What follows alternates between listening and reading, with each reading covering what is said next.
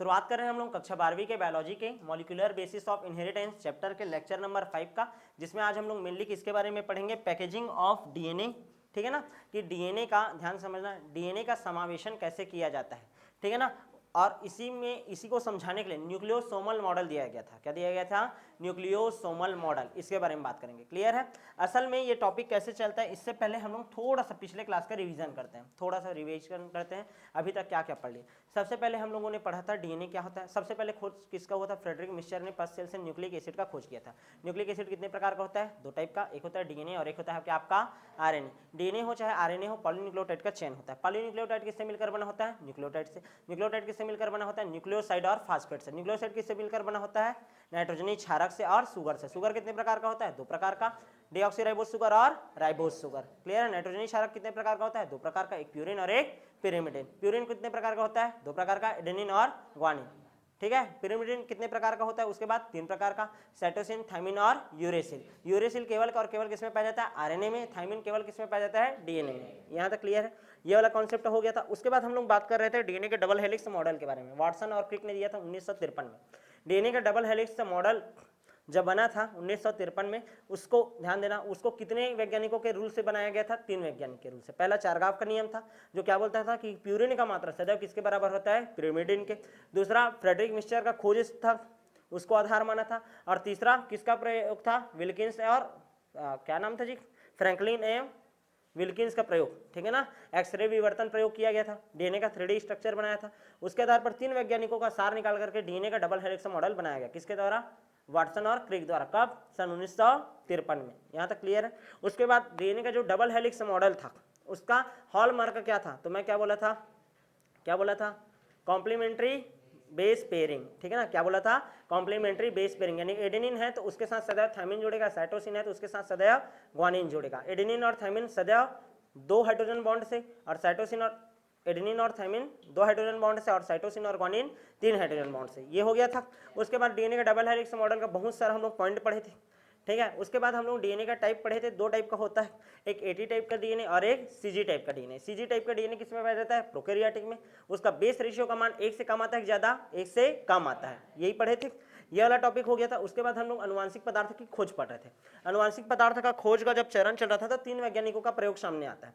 सबसे पहले ग्रिफिथ का एक्सपेरिमेंट था 1928 का। उसके बाद किसका प्रयोग था, एवरी मैकलियार्ड और मैककार्टी का। कौन से सन में था, 1933 से 44 तक। कितना था, 44 तक। क्लियर है। और उसके बाद सबसे लास्ट में कौन सा प्रयोग चला है आपका, हार्से एंड चेस का प्रयोग। हार्से एंड चेस ने किसके ऊपर प्रयोग किया था, बैक्टीरियोफेज वायरस और इस्चीरिया कोलाई के ऊपर। क्लियर है ना। और इस्चीरिया कोलाई और ये बैक्टीरियोफेज वायरस वाला जो कहानी था, ठीक है, उसी से स्पष्ट हो गया था कि डीएनए ही क्या है, आपका अनुवांशिक पदार्थ है। उसके बाद हम लोग बात कर रहे थे अनुवांशिक पदार्थ का क्या क्या विशेषता होता है। ठीक है, उसमें ये बोला था कि जो अनुवांशिक पदार्थ होता है उसको संरचनात्मक रूप से और रासायनिक रूप से क्या होना चाहिए, स्थायी होना चाहिए। उसको मेंडेलियन कैरेक्टर शो करने चाहिए। उसमें उत्परिवर्तन मंदगति से होना चाहिए। याद आ रहा है कि नहीं। ठीक है, ये सब टॉपिक पढ़े थे। और इन सब चीजों को कौन पूर्ति करता था, डीएनए। क्लियर है। इस कारण अनुवांशिक सूचना के संग्रह के लिए किसको चुना गया, डीएनए को। ठीक है, और संचरण के लिए किसको चुना गया, आरएनए को। क्लियर है। कुछ विषाणुओं में जेनेटिक मटेरियल कौन होता है, आपका आरएनए होता है। यहाँ तक क्लियर है। ये हो गया आपका पिछले कितने लेक्चर का रिवीजन, 4 रिवीजन। ठीक है ना, 4 लेक्चर का। ठीक है, इन शॉर्ट में। क्लियर। अब आज हम लोग पढ़ रहे हैं पैकेजिंग ऑफ डीएनए। क्या पढ़ रहे हैं, पैकेजिंग ऑफ डीएनए। हेडिंग डालो, packaging of DNA. Packaging of DNA. Clear है ना। डीएनए का पैकेजिंग, डीएनए का संवेष्टन, हिंदी में क्या बोलते हैं, डीएनए का संवेष्टन। देखो असल में क्या है, ध्यान समझने का कोशिश करो। ये हमारा एक रूम है। इस रूम में क्या है, ऐसा समझो पतंग सब लोग चलाए होगी। ठीक है ना। पतंग जब चलाए हैं तो पतंग का जो धागा रहता है, ध्यान समझो, पतंग का जो धागा रहता है उसको एक लकड़ी में हम लोग क्या करते हैं, ऐसा फोल्ड करते हैं। ऐसा फोल्ड क्यों करते हैं, ठीक है, फोल्ड क्यों करते हैं, फोल्ड करने का 2 रीज़न है। पहला रीज़न ये है कि ज़्यादा जगह घेरेगा यदि फोल्ड नहीं करेंगे तो। दूसरा जगह हमको उस पतंग के रस्सी का फिर से तो उपयोग करना है। ऐसे ही जैसे पाएंगे वैसे फेंक देंगे तो क्या हो जाएगा, आपस में मिक्स हो जाएगा, मिक्सचर हो जाएगा। समझ आ रहा है कि नहीं। मतलब वैसे ही डीएनए का पैकेजिंग करने का जरूरत क्यों है। पहला कारण यह है डीएनए का पैकेजिंग करने का, सुनो, पहला कारण यह है कि जैसे कि तुम लोग सोचो, ठीक है, एक मनुष्य के में कितना बेस पेयर है, 6.6 गुणे 10 का घात 9, इतना बेस पेयर है। ठीक है, एक सेल में है ये, एक सेल में 6.6 गुणित 10 का घात 9 बेस पेयर, गुणित करूंगा मैं, ध्यान से समझो, ठीक है। कितना होता है एक बेस पेयर के बीच की दूरी? 0.34 नैनोमीटर, इतना होता है। तो गुणित करूंगा क्या? 0.34 नैनोमीटर। यदि इसको गुणा करेंगे तो इसका मान आता है लगभग 2.2 मीटर आ गया। ये कितना है?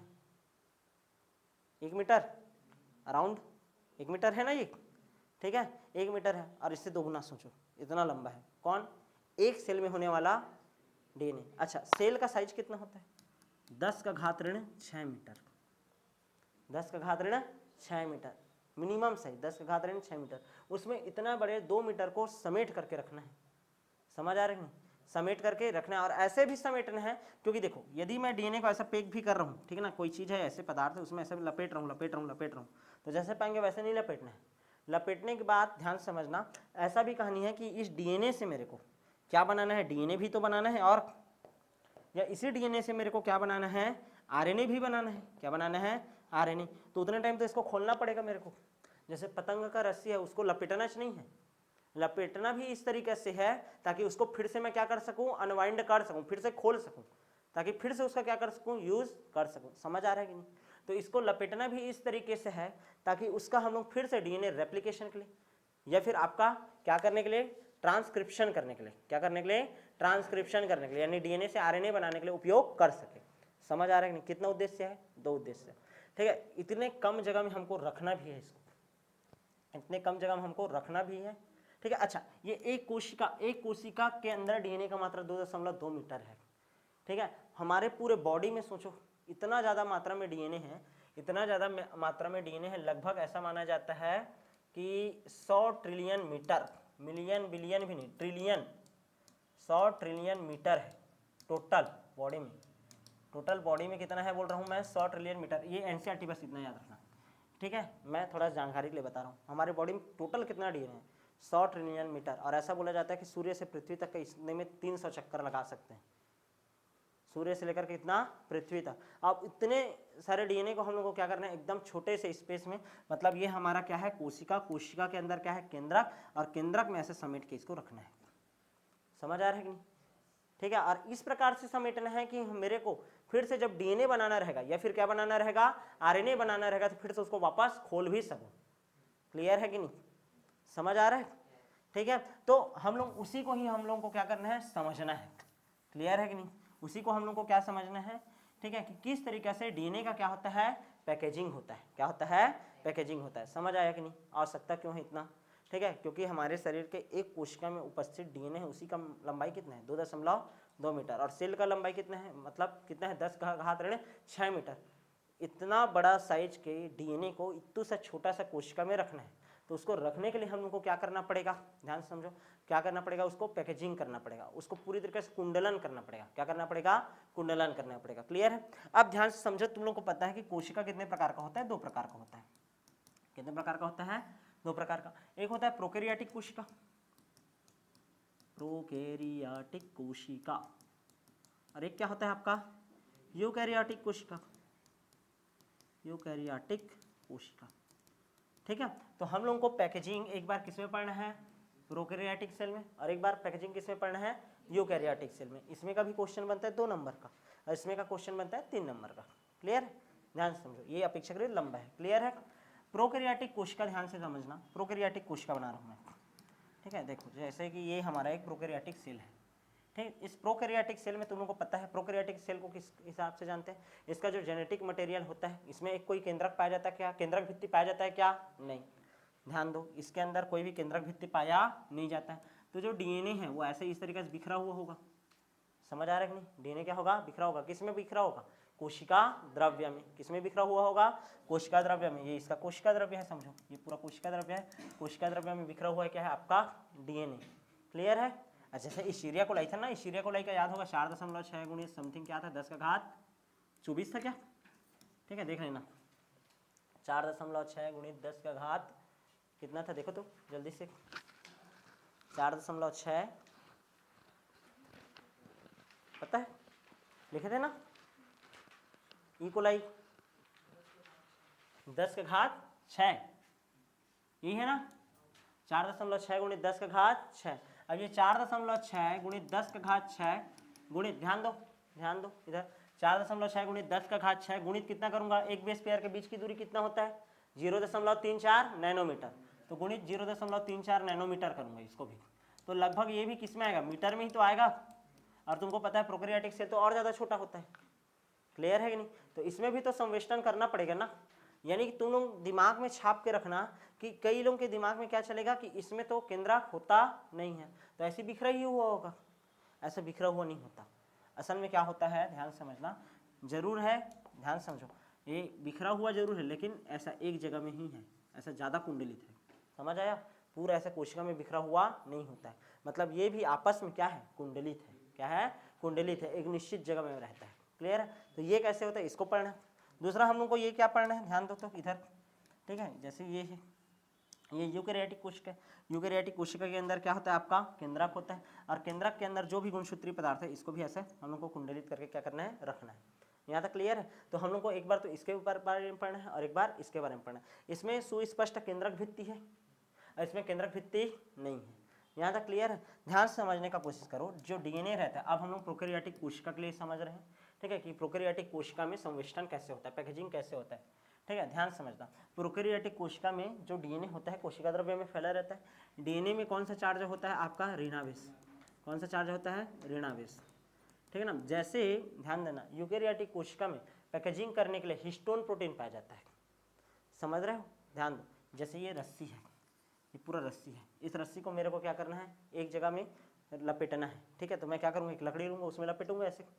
वैसे ही समझो एक टाइप का लकड़ी है, कौन, पॉलीएमिन। क्या नाम है, पॉलीएमिन। हिस्टोन प्रोटीन होता है किसमें, यूकेरियोटिक में। इसमें होता है क्या, हिस्टोन की जगह पॉलीएमिन। क्या होता है, पॉलीएमिन। लिखो, डीएनए ऋणावेशित होता है, लेकिन इसमें क्या पाया जाता है, धनावेशित पॉलीएमिन। क्या पाया जाता है, पॉलीएमिन। ये कैसा होता है, धनावेशित। समझ आ रहा है कि नहीं? और ये दोनों आपस में जोड़ेंगे। क्लियर है कि नहीं? ध्यान देना, कुंडलित, ध्यान देना, डीएनए जो है वो कुंडलित होगा, चूंकि डीएनए ऋणावेशित होता है, ठीक है, और ये क्या करेगा, जुड़ेगा किससे, धनावेशित पॉलीएमिन से। चूंकि ये इसमें हिस्टोन का उपस्थिति नहीं होता, इस कारण इसको बोलते हैं नॉन हिस्टोन पॉलीएमिन। क्या बोलते हैं, नॉन हिस्टोन पॉलीएमिन। यहाँ तक क्लियर है कि नहीं? अब इस नॉन हिस्टोन पॉलीएमिन से क्या हो जाएगा, पूरी तरीके से जुड़ जाएगा, और जुड़ करके एक नया स्ट्रक्चर बनाएगा, और इस नए स्ट्रक्चर को हम लोग बोलते हैं जीनोफोर। क्या बोलते हैं, जीनोफोर, या इसी का नाम है न्यूक्लियोइड। Nucleoid, nucleoid. आया कि नहीं समझ? ठीक है, न्यूक्लियोसोम इसमें बनता है, इसमें क्या बनता है, न्यूक्लियोइड। क्वेश्चन क्या आता है आपके में, न्यूक्लियोइड किसे कहते हैं, तो याद रखना ये, इसको बोलते हैं न्यूक्लियोइड।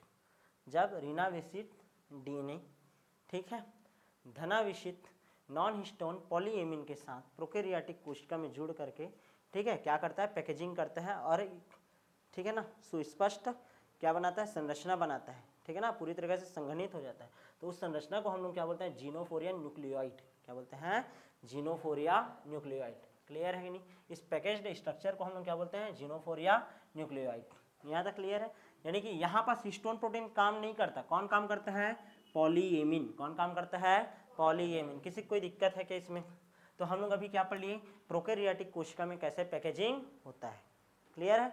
अब हम लोग का जो दूसरा एमपी टॉपिक रहेगा, जो कि पेपर में आता है, ठीक है, सबसे ज़्यादा, और वो है क्या, यूकेरियोटिक कोशिका में पैकेजिंग। किसमें पैकेजिंग, यूकेरियोटिक कोशिका में पैकेजिंग। देखो, यूकेरियोटिक कोशिका में पैकेजिंग, देखो, चल आगे बढ़े। यूकेरियोटिक कोशिका में पैकेजिंग, ध्यान दो, ध्यान से समझने का कोशिश करो, ठीक है, एक मिनट। यूकेरियोटिक कोशिका में पैकेजिंग को समझाने के लिए मॉडल दिया जाता है, उस मॉडल का नाम होता है न्यूक्लियोसोमल मॉडल। न्यूक्लियोसोमल मॉडल। कौन सा मॉडल दिया जाता है, न्यूक्लियोसोमल मॉडल, ठीक है ना। ध्यान समझना, इसका खोज किया था कैनबर्ग एवं थॉमस ने। खोज किसने किया है बोल रहा हूँ मैं, कैनबर्ग और थॉमस ने। कैनबर्ग व थॉमस ने दी है, ठीक है ना। कैनबर्ग और थॉमस ने इसका क्या किया है, खोज, ठीक है, और वर्णन इसका किया है बीडबरी ने। बीडबरी ने इसका क्या किया है, वर्णन किया है। क्या किया है, वर्णन किया है। यहाँ तक समझ आया कि नहीं? मैं तुमको कुछ समझा रहा हूँ, उसको ध्यान दो। जब तुम लोग कोशिका चक्र पढ़े थे, याद है, कोशिका चक्र में अलग अलग अवस्था पढ़े थे, G1 phase, S phase, G2 phase और M फेज। याद आ रहा है? हम लोग क्या पढ़े हैं कि G1 फेज में जो हमारा, ध्यान दो, डीएनए रहता है, ध्यान दो, डीएनए रहता है, वो कौन से फॉर्म में होता है? क्रोमेटिन के फॉर्म में। क्या होता है? क्रोमेटिन के फॉर्म में। इस अवस्था में भी कौन से फॉर्म में रहता है? क्रोमेटिन के फॉर्म में। इस अवस्था में भी कौन सा अवस्था में रहता है? क्रोमेटिन के फॉर्म में। लेकिन जब एम आता है तो कौन सा अवस्था में आ जाता है? क्रोमोसोम के फॉर्म में। कौन से फॉर्म में? क्रोमोसोम के फॉर्म में। यहाँ तक क्लियर है कि नहीं? यही पढ़े थे ना? अच्छा, बस इसमें जितना मात्रा है, मान लो इसमें 2C मात्रा है, ठीक है, तो इसमें एस फेज में आएगा तो क्या हो जाएगा? 4C। इसमें भी क्या हो जाएगा? 4C। और इसमें क्या हो जाएगा? 2C करके डिवाइड हो जाएगा। क्लियर है ना? याद आया होगा ये सब, ठीक है। Ploidy and amount of DNA करके टॉपिक पढ़े थे सेल साइकिल चैप्टर में। कुछ नहीं तो इतना पता चल गया ना, G1 फेज, S फेज और G2 फेज में कौन सा अवस्था रहता है? क्रोमेटिन अवस्था। कौन सा अवस्था रहता है? क्रोमेटिन अवस्था। और इसमें कौन सा अवस्था रहता है? क्रोमोसोम अवस्था। कौन सा अवस्था रहता है? क्रोमोसोम। दिमाग में छाप के रखो तो, ठीक है। ये तीनों में कौन सा अवस्था है? क्रोमेटिन अवस्था है। और यहाँ पास कौन सा अवस्था आ गया? क्रोमोसोम अवस्था। क्रोमोसोम अवस्था कौन सा अवस्था है? क्रोमोसोम अवस्था। यहाँ तक क्लियर है? अब असल में होता क्या है? न्यूक्लियोसोमल मॉडल बोलता क्या है? ध्यान से समझो। असल में न्यूक्लियोसोम किसे कहते हैं? ध्यान देना। ठीक हो गया क्या ये? ठीक है। हम लोग को सबको पता है डीएनए का डबल हेलिक्स मॉडल। डीएनए कैसे रहता है? ध्यान देना, ठीक है। ये हमारा डीएनए है, ऐसा डबल हेलिक्स है ये। अब ये जो डीएनए रहता है वो किससे जुड़ता है? हिस्टोन प्रोटीन से। किससे जुड़ता है? Histone protein. हिस्टोन प्रोटीन जो रहता है 5 चीज़ों से मिलकर बना रहता है। कितने चीज़ों से? 5 चीज़ों से, ठीक है ना। लिख दूँ क्या यहाँ पर? हिस्टोन प्रोटीन कितने चीज़ से मिलकर बना है? 5, ठीक है ना। कौन कौन से बना रहता है? ध्यान दो, H2A, H2B, H3, H4 और एक होता है H1। क्या होता है? H1। जैसे कि ध्यान से समझने का कोशिश करो। जैसे ये H2A है, ये H2B है, ये H3 कर दिया इसको, और ये क्या कर दिया तुम लोगों का? H4 कर दिया। क्लियर है? और ये H1 जो है ना, ध्यान दो, H1 जो है, H1 को हम लोग अलग कलर से बना देते हैं। ये H1 इस टाइप से, समझ आया? क्लियर है? अब इन सब का क्या रहता है? ध्यान दो, इन सब ये जो जितना भी बनाया हूँ इन सब का द्विक रहता है। क्या रहता है? द्विक, मतलब डबल रहता है ये सब। H2A कितना ठोक रहेगा? 2 ठोक, ठीक है। H2B कितना ठोक रहेगा? 2 ठोक। H3 कितना रहेगा? 2 ठोक। और H4 कितना भी रहेगा? 2 ठोक। क्लियर है ना? हिस्टोन का ऑक्टामर बनता है। क्या बनता है? हिस्टोन का ऑक्टामर। देखो 4 दूनी 8, 8 को क्या बोल रहा हूँ मैं? ऑक्टामर। ये क्या है? हिस्टोन है ना, ऐसा समझो, ये हिस्टोन है। ध्यान दो, ऐसा समझ लो। इसको थोड़ा सा अच्छे से बना देता हूँ मैं, लो तुम लोग को अच्छे से समझ आ जाएगा। ये देखो, ये ऐसा है, ठीक है ना। इसके अंदर ये 8 चीज़ है, समझ आया? ये हिस्टोन का क्या है? ऑक्टामर है। यहाँ तक क्लियर है? अब ध्यान से समझने का कोशिश करना। इसमें जो H1 है ना, ये वाला H1, ठीक है ना, ये H1 ऐसा बाहर में ऐसा लगा हुआ है। क्लियर है? H1 ऐसा बाहर में लगा हुआ है। ऐसा समझो कि मैं मान लो रस्सी कैसे लपेट रहा हूँ तो इसमें से ऐसे गिर भी सकता है वो। तो मान लो ऐसे ठोक रहेगा तो ऐसे ऐसे लपेटूंगा, फिर ऐसे फट से फंसा दूंगा, फिर ऐसे ऐसे लपेटूंगा, फिर ऐसे फट से फंसा दूंगा। समझ आ रहा है कि नहीं? तो और एकदम मस्त मजबूत रहेगा। समझ आ रहा है? तो ऐसे ही टाइप का रहता है ना।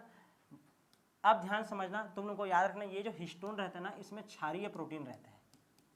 क्षारीय प्रोटीन रहता है। कौन कौन से क्षारीय प्रोटीन रहते हैं? ध्यान से समझना, ठीक है ना।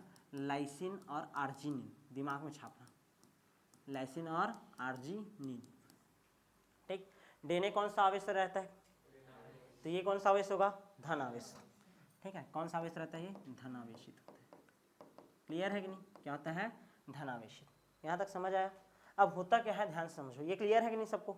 ठीक है। हिस्टोन प्रोटीन के साथ जुड़ता है कौन? आपका डीएनए। हिस्टोन प्रोटीन जो रहता है ऑक्टामर रहता है, 5 उप इकाइयों से मिलकर बना होता है। H2A, H2B, H3 और H4 के 2 अणु और H1 के केवल 1 अणु। क्लियर है कि नहीं?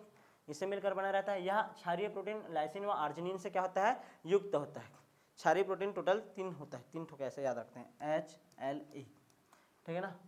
हिस्टिडीन, लाइसिन, आर्जिनिन, लाइसिन और आर्जिनिन इसमें होता है, ठीक है। यहाँ तक क्लियर है? अब ध्यान से समझने का कोशिश करो। होता क्या है? ये है हमारा, ध्यान देना ना, ये कौन सा चीज़ है हमारा?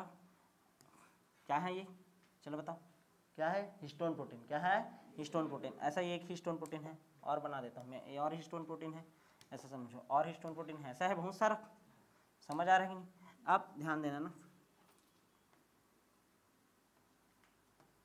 ये डीएनए आएगा, डीएनए आते जा रहे हैं, डीएनए आते जाएगा, आएगा आएगा ऐसा, आया, लपेटाया एक बार, लपेटाया एक बार, ऐसे लपेटाया, पूरा लपटाया ना, फिर ऐसे गया, अब आधा लपेटाया है, ठीक है। देखो एक बार ऐसे पूरा लपटाया, समझ आ रहा है, ऐसा समझो, ये देखो आया है, ऐसे लपटाए, देख ऐसे चला हूँ ना मैं, ऐसे, फिर इसके बाद इतना लपटाया, फिर इतना यहाँ तक गया, तो पूरा एक राउंड गया, तो एक से ही, और फिर 75%, तो एक से ही 3/4, आधा से ज़्यादा, ये आधा पहुँच गया नहीं देख, और उससे भी ज़्यादा, इधर बस नहीं है, आगे बढ़ गया ऐसे, फिर इधर आगे बढ़ाए, अब फिर वैसे लपटाएगा और फिर आगे बढ़ेगा, समझ आ रहा है कि नहीं, डबल स्टैंडर्ड है ना ये।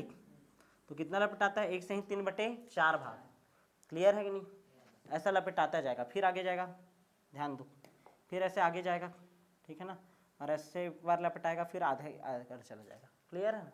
इसको बोलते हैं, ध्यान दो, इसको बोलते हैं लिंकर डीएनए, क्या बोलते हैं, लिंकर डीएनए, क्लियर है कि नहीं। इसको क्या बोल देते हैं हम लोग, लिंकर डीएनए, और इसको हम लोग बोलते हैं कोर डीएनए, क्या बोल देते हैं, कोर डीएनए, समझ आ रहा है कि नहीं।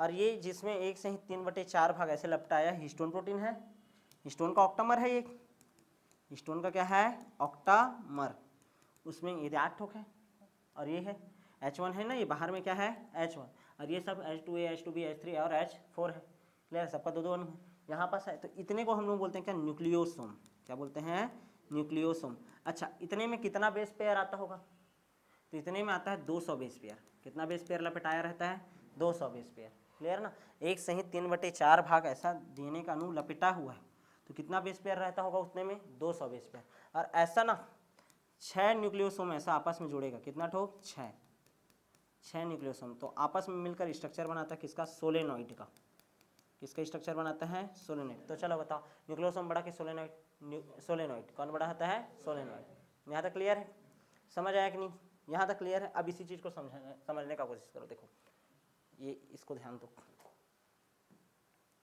ठीक, सबको दिखाई दे रहा है, ध्यान देना, ठीक है। यहाँ पर ध्यान दो, ये हमारा डीएनए है, हिस्टोन प्रोटीन है, हिस्टोन प्रोटीन में देखो 1 2 3 4 5 6 7, और इसके पीछे होगा तो 8, और ये देखो ये H1 वाला ऐसा लगा हुआ है, क्लियर है। अब इसमें एक बार पूरा लपेटाया और एक बार आधा, ये कोर डीएनए है, ठीक है। उसके बाद ये आगे गया, फिर ऐसा बहुत सारा है, और देखो ऐसा अब बंच बनना शुरू हो गया, तो ये क्या होगा, सोलेनॉइड हो सकता है, ये क्या है, न्यूक्लियोसोम। अब तुमको ऐसा नहीं लग रहा है कि ऐसा है धागा, उसमें बीच बीच में क्या लगा हुआ है, मोती, क्या लगा हुआ है, मोती, बिट्स ऑन स्ट्रिंग, मोती पर माला जैसी संरचना बोलते हैं न्यूक्लियोसोम को, मोती पर माला जैसी संरचना। यहाँ तक क्लियर है कि नहीं, ठीक है। ध्यान देना, ऐसा होते जाएगा होते जाएगा, और धीरे धीरे ना, ध्यान से समझो, अब होते क्या जाएगा, ध्यान दो, ठीक, ये ऐसा है, ये ऐसा हुआ, फिर ये हमारा क्या है, हिस्टोन प्रोटीन है, इसको पूरा ऐसे लपटाया, फिर आगे जाएगा आगे जाएगा, फिर इस तरीके से एकदम संघनित होते गया, संघनित होते जाएगा, समझ आ रहा है ना।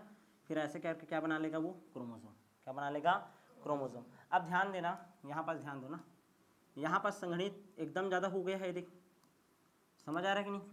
ऐसा समझो कि यहाँ पास ये क्या है, तुम्हारा हिस्टोन प्रोटीन था, क्या था, हिस्टोन प्रोटीन। ध्यान दो, इधर डीएनए है, हिस्टोन प्रोटीन है, डीएनए हिस्टोन प्रोटीन मिलकर के क्या बनाया है, न्यूक्लियोसोम, क्या बनाया है, न्यूक्लियोसोम। ऐसा बहुत सारा यहीं पास आया होगा, क्या बनाया होगा, सोलेनॉइड, क्या बना लिया, सोलेनॉइड। और ज़्यादा संघनित होते गया, लेकिन ये अपेक्षाकृत कम संघनित है ये जगह, ठीक है। तो इसको हम लोग बोलते हैं यूक्रोमेटिन, क्या बोलते हैं, यूक्रोमेटिन, क्या बोलते हैं, यूक्रोमेटिन, लिखो, क्या बोलते हैं, यूक्रोमेटिन। और ज़्यादा संघनित हुआ तो इसको क्या बोलते हैं, हेटेरोक्रोमेटिन, क्रोमेटिन, हेटेरोक्रोमेटिन। और ये जैसे थोड़ा सा और आगे गया तो ये कौन सा स्ट्रक्चर बन गया आपका, क्रोमोसोम, क्या बन गया, क्रोमोसोम। यहाँ तक क्लियर है।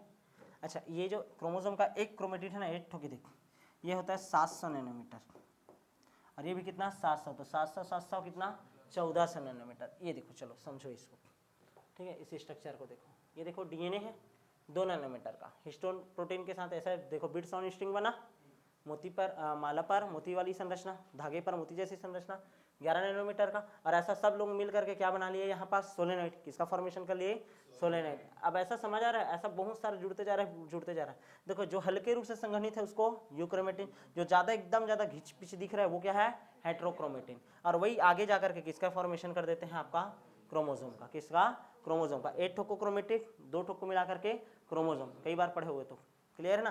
तो देखो एक क्रोमेटिड को बोलते हैं 700 नैनोमीटर, तो दोनों को मिला करके 1400 नैनोमीटर। कितना? 1400 नैनोमीटर। समझ आया कि नहीं? तो चलो बताओ, इस भाग से ये वाला डीएनए ही तो है, इस डीएनए से डीएनए बनाना या आरएनए बनाना ज़्यादा आसान होगा कि इस भाग से डीएनए या आरएनए बनाना आसान होगा? इसी वाले भाग से, क्योंकि इसको ज़्यादा खोलना पड़ेगा। क्या? नहीं, पहले से खुला हुआ भाग है, और इसमें जो भी तुम्हारा एडेनिन ग्वानिन जो भी क्रम रहेगा उसका हम लोग क्या कर लेंगे, या तो ट्रांसक्रिप्शन कर लेंगे या तो ट्रांसलेशन का, सॉरी क्या बोलते हैं, डीएनए बनाएंगे तो या तो रेप्लिकेशन कर लेंगे या तो ट्रांसक्रिप्शन कर लेंगे। क्लियर है कि नहीं? ठीक है, तो बताओ ट्रांसक्रिप्शन किसमें आसानी से हो सकता है, यूक्रोमेटिन के हेट्रोक्रोमेटिन? यूक्रोमेटिन में। किसमें? यूक्रोमेटिन। समझ आया कि नहीं? तो हमारे काम का कौन सा है, यूक्रोमेटिन के हेट्रोक्रोमेटिन? यूक्रोमेटिन। कौन है काम का? यूक्रोमेटिन। समझ आया कि नहीं? तो यही है आपका क्या, न्यूक्लियोसोमल मॉडल। क्या है? न्यूक्लियोसोमल मॉडल। समझ आया कि नहीं? ठीक है, ध्यान से समझना ना। ठीक, क्लियर है ये? तो अभी तक क्या पढ़े तुम लोग, ध्यान दो। एक हिस्टोन प्रोटीन होता है, एक सारांश बना देते हैं। हिस्टोन प्रोटीन होता है, किन किन चीज़ों से मिलकर बनता है? H2A, H2B, H3 और H4, और क्या होता है? H1। इसका क्या होता है? ऑक्टामर होता है। क्या होता है? ऑक्टामर। इसके साथ कौन जुड़ता है? डीएनए। कौन जुड़ता है? डीएनए। और वो भी कितना भाग? 1/3/4 भाग। 1/3/4 भाग क्या बनाता है? न्यूक्लियोसोम। क्या बनाता है? न्यूक्लियोसोम। न्यूक्लियोसोम में कितना बेस पेयर होता है आपका? 200 बेस पेयर। ऐसा बहुत सारा न्यूक्लियोसोम रहेगा, वो मान लो 6 न्यूक्लियोसोम आ गया तो क्या बना देगा? सोलेनॉइड। क्या बना देगा? सोलेनॉइड। समझ आ रहा है कि नहीं? गुणित 6 कर दिया, सोलेनॉइड बनेगा। सोलेनॉइड आगे जाकर किसका निर्माण करता है? यूक्रोमेटिन का। किसका? यूक्रोमेटिन। यूक्रोमेटिन से आगे क्या बनता है? हेटेरोक्रोमेटिन। क्या बनता है? हेट्रोक्रोमेटिन। हेट्रोक्रोमेटिन से भी जाकर आगे क्या बनेगा? क्रोमेटिड। क्या बनेगा? क्रोमेटिड। फिर क्रोमेटिड से क्या बन जाएगा आपका? क्रोमोसोम। क्या बन जाएगा? क्रोमोसोम।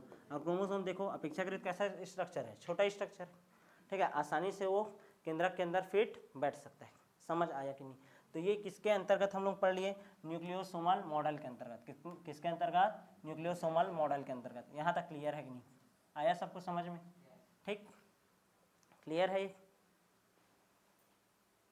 ये याद रखना ना, यही। ठीक है, अच्छा हिस्टोन प्रोटीन कैसा है बोला हूँ तुम लोगों को? क्षारीय होगा। कैसा होगा? क्षारीय। क्यों होगा? क्योंकि इसमें क्या क्या है बोला हूँ मैं? लाइसिन और आर्जिनिन। क्या होता है? लाइसिन और आर्जिनिन। ठीक है ना, लाइसिन और आर्जिनिन अमीनो अम्ल है। ध्यान दो, अमीनो अम्ल का फॉर्मूला क्या होता है? RCHNH2COOH। ध्यान दो, अमीनो अम्ल का फॉर्मूला देखो, RCHNH2COOH। किसी को क्षार बोल रहे हैं तो क्षार में ध्यान दो, लाइसिन और आर्जिनिन होता है बोल रहा हूँ मैं। किसमें? हिस्टोन प्रोटीन में। उसके कारण वो क्षारीय होता है। लाइसिन और आर्जिनिन क्या है? अमीनो अम्ल है। क्या है? अमीनो अम्ल। अमीनो अम्ल का फॉर्मूला होता है RCHNH2COOH। बायोमोलिक्यूल में पढ़ोगे अमीनो अम्ल, उसी से प्रोटीन बनता है। RCHNH2COOH। मान लो, ध्यान दो, मान लो NH2 का मात्रा यानी NH2 समूह, क्षारीय समूह ज़्यादा होता है, मतलब लाइसिन और आर्जिनिन में NH2 समूह क्या होता है? एक्स्ट्रा लगा हुआ होता है। क्लियर है ना? ये दिमाग में छाप के रखना है। क्लियर है? NH2 समूह क्या रहता है? एक्स्ट्रा रहता है अमीनो अम्ल की संरचना में। इस कारण उसको क्या बोलते हैं? क्षारीय अमीनो अम्ल। क्या बोलते हैं? क्षारीय अमीनो अम्ल। क्लियर है कि नहीं? ठीक है, तो ध्यान से समझना भाई। सोलेनॉइड बना, सोलेनॉइड से क्या बनता है? क्रोमेटिन बनता है। क्या बनता है? क्रोमेटिन। यूक्रोमेटिन और हेटेरोक्रोमेटिन। और उसके बाद क्या बनता है? एक सिंगल को क्या बोलते हैं? क्रोमेटिड। क्या बोलते हैं? क्रोमेटिड। और दो ठोक आपस में जुड़ जाता है तो उसी क्या बोलते हैं? क्रोमोसोम। क्या बोल देते हैं? क्रोमोसोम। ये स्ट्रक्चर आप लोगों को कोचिंग के दूसरे रूम में भी दिख जाएगा, पूरा बना हुआ है। क्लियर है ना? यहाँ तक समझ आया कि नहीं? ठीक है, तो इस तरीके से पैकेजिंग कंप्लीट होता है किसमें? आपका यूकैरियोटिक में। किसमें? यूकैरियोटिक में। तो बताओ न्यूक्लियोसोम किसमें बनता है? Eukaryotic, prokaryotic? और जीनोफोर किसमें बनता है? प्रोकैरियोटिक। न्यूक्लियोइड मॉडल किसमें चलता है? प्रोकैरियोटिक। और न्यूक्लियोसोम मॉडल किसमें चलता है? यूकैरियोटिक। क्लियर है? ठीक है, 1/3/4 भाग किसमें चलेगा? यूकैरियोटिक में। किसमें? यूकैरियोटिक में। क्लियर है कि नहीं? हिस्टोन प्रोटीन में कौन कौन सा क्षार पाया जाता है? कौन कौन सा? लाइसिन और आर्जिनिन। धनावेशित होता है कि ऋणावेशित होता है? धनावेशित होता है। क्षारीय होता है कि अम्लीय होता है? क्षारीय होता है। क्लियर है? हिस्टोन प्रोटीन के बारे में पूरा जानकारी। अब ध्यान समझना, इस हिस्टोन प्रोटीन के अलावा, इस हिस्टोन प्रोटीन के अलावा पैकेजिंग करने में केवल ये बस पैकेजिंग कर पाएगा क्या? नहीं। मान लो और अच्छे से पैकेजिंग करना है तो हिस्टोन प्रोटीन के अलावा हमको कुछ और प्रोटीन की जरूरत पड़ता है।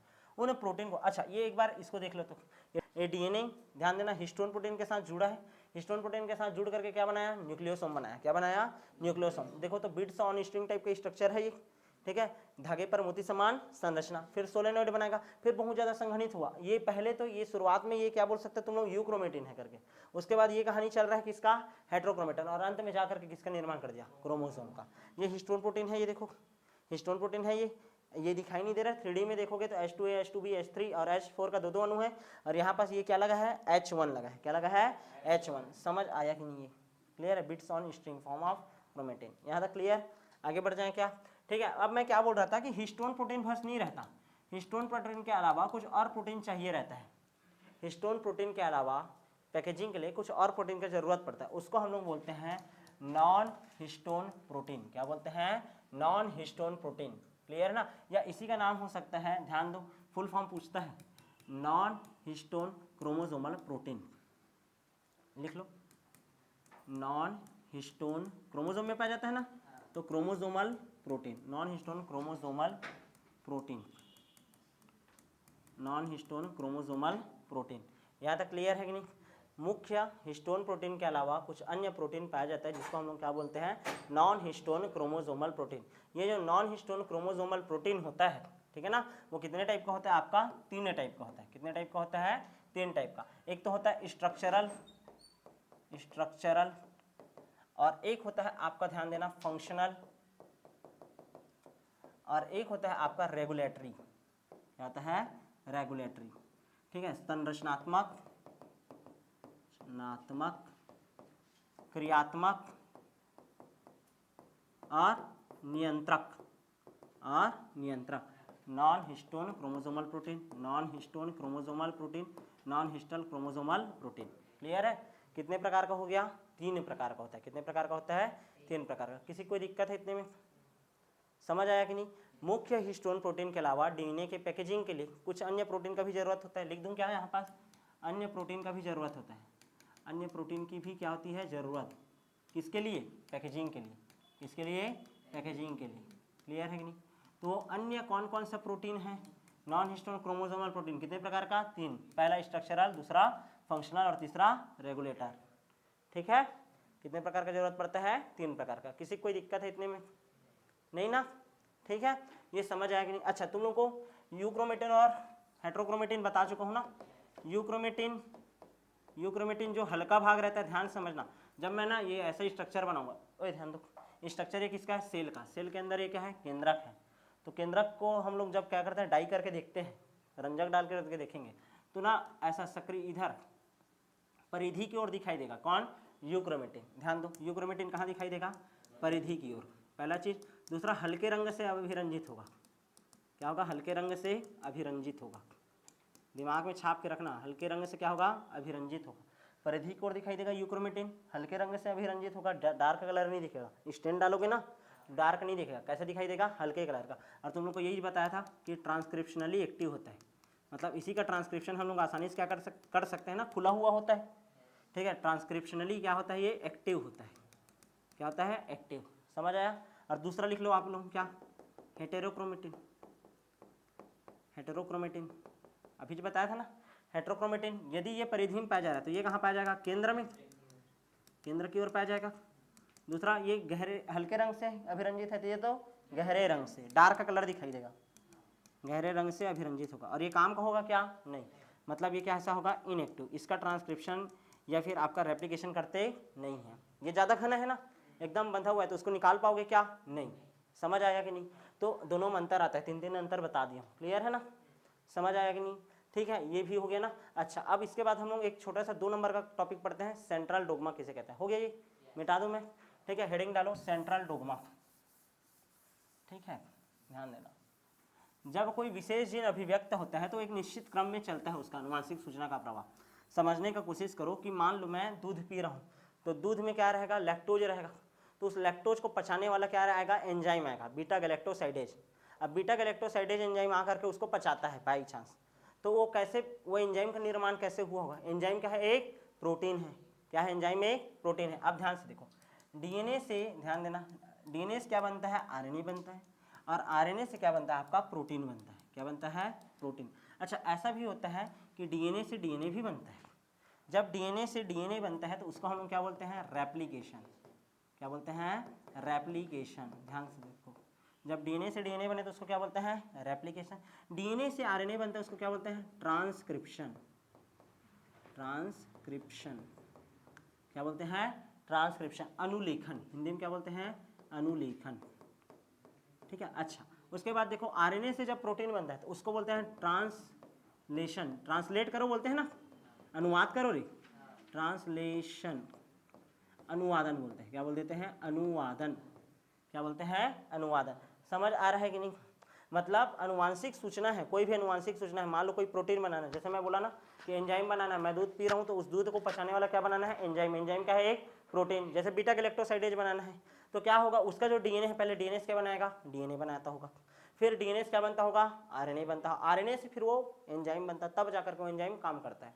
समझ आ रहा है नहीं? मतलब जब अनुवांशिक सूचनाओं का प्रवाह एक निश्चित क्रम में होता है, डीएनए से डीएनए बनेगा, फिर डीएनए से क्या बनेगा, आरएनए बनेगा, फिर आरएनए से क्या बनेगा, प्रोटीन।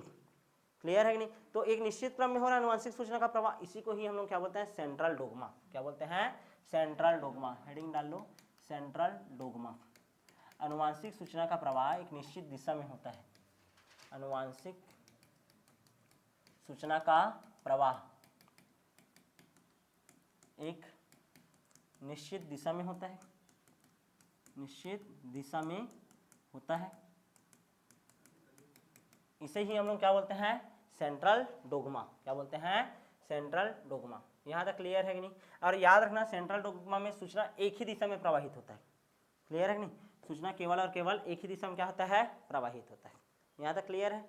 अच्छा, ध्यान से समझने का कोशिश करो। डीएनए से आरएनए बनता है, आरएनए से यदि डीएनए बन जाए तो उसको क्या बोलूँगा मैं, रिवर्स ट्रांसक्रिप्शन। क्या बोलूँगा, रिवर्स ट्रांसक्रिप्शन। क्या बोलते हैं, रिवर्स ट्रांसक्रिप्शन। दो वैज्ञानिक ने खोजा था इसको, टेमिन व बाल्टीमोर ने। टेमिन और बाल्टीमोर, दो वैज्ञानिकों ने इसको खोजा था। ध्यान दो, आरटीपीसीआर मशीन बताया था ना, जिसमें आरएनए को किस में कन्वर्ट किया जाता था, डीएनए में। RT, reverse transcription, polymerase chain reaction. मैं बताया था कोविड होता था तो कोविड का वायरस था, वायरस का क्या रहता है, आरएनए रहता है, उसको किस में कन्वर्ट करते थे हम लोग, डीएनए में। फिर उसका मात्रा देखते थे, फिर बोलते थे कि देखो इतना परसेंटेज कोविड वायरस तुम्हारे बॉडी में है, इतना परसेंटेज कम है, इसमें इतना ज़्यादा है। समझ आ रहा है कि नहीं? तो वहाँ पास कौन से एंजाइम का यूज हो रहा होगा, रिवर्स ट्रांसक्रिप्टेज। कौन से एंजाइम का यूज हो रहा होगा, रिवर्स ट्रांसक्रिप्टेज। समझ आया कि नहीं? क्लियर है? तो ये हो गया आपका कौन सा टॉपिक, सेंट्रल डोग्मा। यहाँ तक समझ आया? अब जो कल का क्लास होगा उसमें अब हम लोग किसके बारे में पढ़ेंगे, डीएनए का रेप्लिकेशन कैसे होता है, डीएनए से डीएनए आखिर बनाया कैसे जाता है, यानी किसी सेंट्रल डोग्मा का पहला प्रोसेस क्या पढ़ेंगे, डीएनए रेप्लिकेशन। क्लियर है? तो मिलेंगे आप नेक्स्ट क्लास में।